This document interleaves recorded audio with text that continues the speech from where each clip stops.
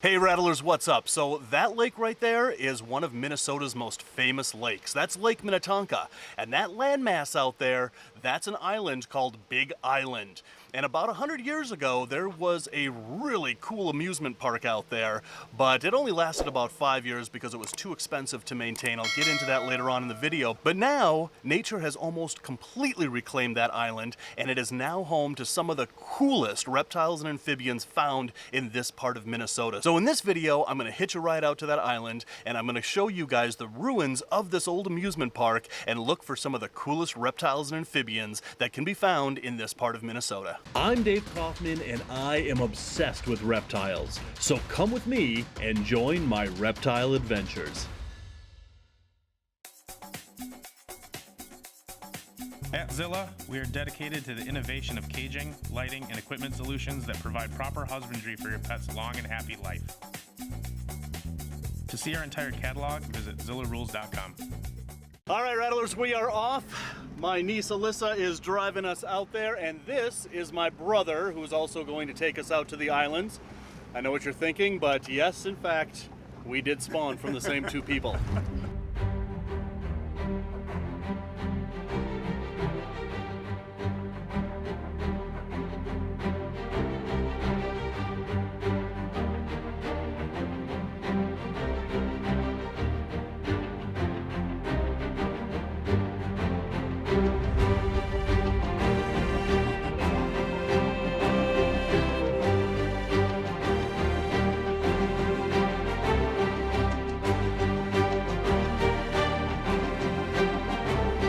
All right, so I made it out to the island. I only lost breakfast, lunch, dinner from yesterday. Man, that is a choppy lake, but this is Big Island. Where I'm standing right now used to be Big Island Amusement Park. All right, so look at this little guy here. Come here, you big bruiser. Oh, look at that. That is a big, beautiful American toad. So American toads are just one of the many amphibians that we can find here on Big Island. And this guy is a huge bruiser. Look at that big chubster. Man, these guys are awesome. So this is the only species of toad that we can find in this part of Minnesota. Minnesota has 3 species of toads. This one, the American toad, the Canadian toad out west, and then the Great Plains toad, which is our biggest toad. But man, you wouldn't know it by looking at this guy. This is a giant American toad. They don't get much bigger than this. Look at those big red warts on him. And one of the diagnostic features of an American toad is that each one of his spots there has 1 or 2 of the warts on it, whereas other toads may have 2 or multiple warts on those spots. The American toads have only 1 or 2, and that's one of the diagnostic features of an American toad. Such a cool find. All right, buddy, off you go. So again, this whole area used to be called Big Island Amusement Park, and it lasted for about 5 years in the early 20th century. And the way that the park formed was that the streetcars that used to bring people from Minneapolis all the way out here to the middle of nowhere to Lake Minnetonka, well, Lake Minnetonka now today is part of the Twin Cities metro area, but back then this was as far as people ever traveled. And so they needed an excuse for people to come out here and ride the streetcars. Well, that streetcar company built an amusement park out here. And there was a roller coaster out here and an early flume. There was elephants out here. There was a big band shell out here that people could come and watch a band and get something to eat and, you know, go dancing. This right here again was the site of, at the time, Minnesota's biggest tourist attraction. And the boats called streetcar boats that brought people out to this island, they also sunk in the middle of the lake. Humanity has really treated this lake like a garbage can for over a century. And actually, one of my other projects is working on a documentary for PBS called Beneath Lake Minnetonka, where my crew actually dove and filmed those wrecks at the bottom of this lake. It really is the coolest thing. So I'm going to break into herping for a second and show you guys what those streetcar boat wrecks look like on the bottom of Lake Minnetonka.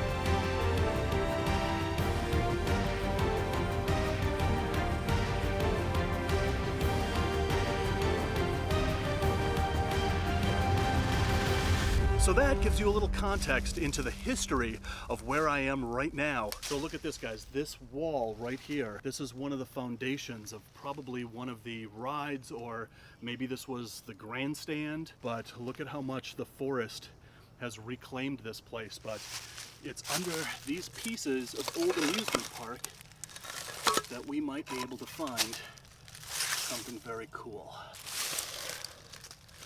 Nothing under there. Look at that. Look at that piece of pottery.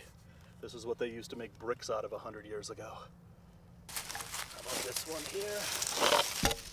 Man, these look good under there. All right, look at this, guys. This looks like it was the foundation of the roller coaster. So the roller coaster legs would sit on these, and just look at this forest, and just imagine 100 years ago there being a roller coaster here. And it probably sat right here on this foundation. Look at this. This was another wall of another building from the amusement park. Look at these old clay pipes. Oh, nothing under the clay pipe. Man, they haven't made clay pipes like this in well over 100 years. Look at this piece right here. Wow. Look at that. Look at that. This was made in Red Wing, which is a town on the Mississippi that is known for its pottery.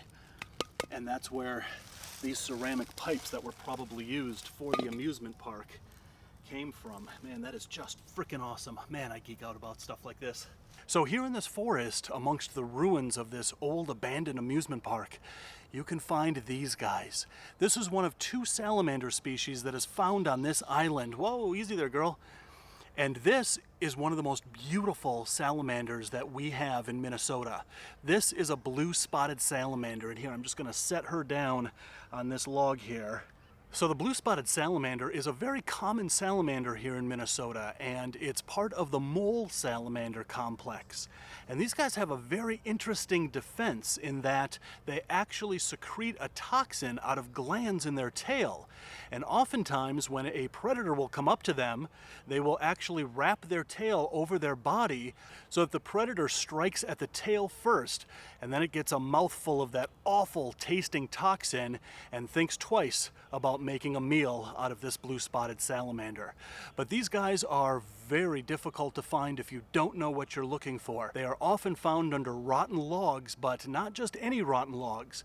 The soil underneath that log has to be the perfect humidity, the perfect dampness. If it's too wet under that log, they'll reject it. If it's too dry, obviously, they can't stay hydrated under those. So you could go around this forest and flip tons of logs before you find that perfect log that these guys take refuge in. So these salamanders are just amazingly beautiful with that jet black background and those powder blue spots. Almost looks like a midnight sky. And those powder blue spots are obviously where this guy gets its name, blue spotted salamander. All right, Rattlers, so check this out. This is a brown snake. It's also known as a DEKAY'S snake. And this is one of Minnesota's smallest snake species. The other smallest snake species here in Minnesota is the red-bellied snake. But as you can see, this guy has a cream-colored belly, not a red belly. And that's how you can tell that this is a DEKAY'S snake or a brown snake. And this is an adult. They don't get much bigger than this at all. And the brown snake is a very wide-ranging snake here in North America with different subspecies. In fact, their range is so extensive that the subspecies found here in Minnesota, this is actually the Texas brown snake. So these are found from here in Minnesota all the way down to Texas. They have a huge range and they're common little snakes. But he's just a docile little guy. Even if he tried to bite you, there's no way that you could even feel those tiny little teeth. But I don't know of anybody that's ever been bit by a brown snake before. They are just docile, just really friendly little snakes. So I have found tons of brown snakes all over their range, but the ones found on this island are especially cool because I'm finding these under pieces of the ruins of a century-old amusement park. So look at this. This grass is so tall that all I can do is hear the snakes get out of my way. And they're just zigzagging all over the place, but you never get a glimpse of them. You just see the grass kind of part as they're all going away from you. Let's see if I can grab one. But there's literally snakes moving with every single step here. Okay, I just heard a really big one right over here. Oh, this grass is so tall, I can't see anything in here. Oh, he's going back this way. There he is, there he is. There he is, there he is. Oh, there's another one behind me here. Man, this island is crawling with snakes. There he is right there. Got him! Oh, I just took a dive and got him, and I got musked for it. All right, so that's one snake here, and there was just another one. There he is, there he is. Over here. Where are you, sweetheart? There you go. Come here. I missed that one. There he is. Oh no! You got wrapped up in the grass and I lost him. Oh well. Oh man, I'll tell you, it is really, really hot out here, and therefore these snakes are on the move. And look at how tall this grass is. I don't know if you can get an idea for how tall this grass is. I'm crouched in it right now. But with every step, there's at least 5, 6, 7 snakes skittering out of my way.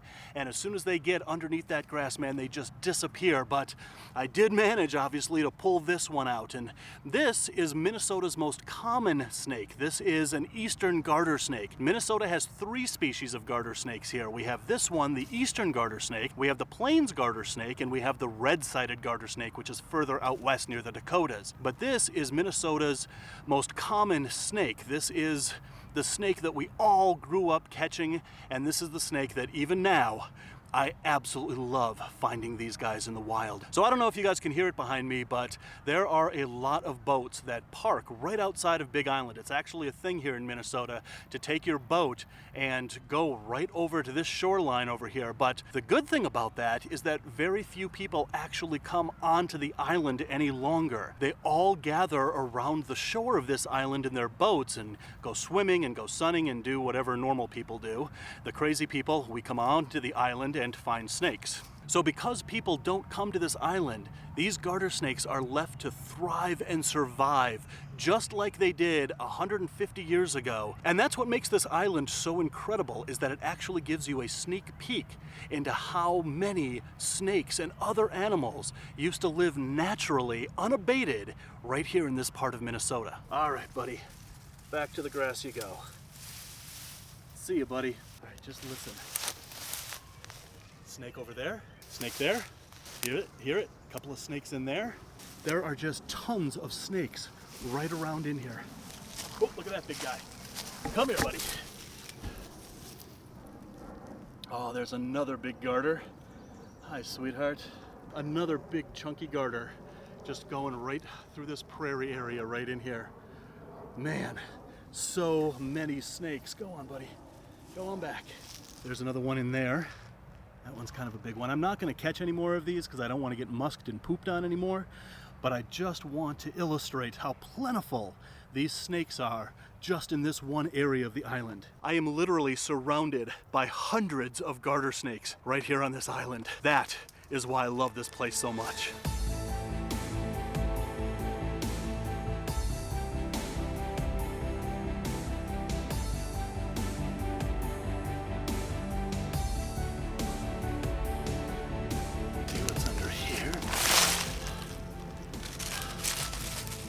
Nothing under there. Nobody home. Blue spotted salamander right there. Oh man, these guys are just beautiful. Oh, love finding these guys. All right, let's see what's under here. Another toad. But not what I'm looking for. All right, let's try under here. Oh, there we go. That's what I came to the island to see. So this little guy is one of the reasons why I love coming to this island. This is a central newt, and this is the only species of newt native to Minnesota. He has that classic yellow belly that is a diagnostic feature of a central newt. And then he is uniform brown on top. And this little guy is making a really good living for himself living out on this island, and they'll eat anything that they can overpower, from worms to spiders to other arthropods.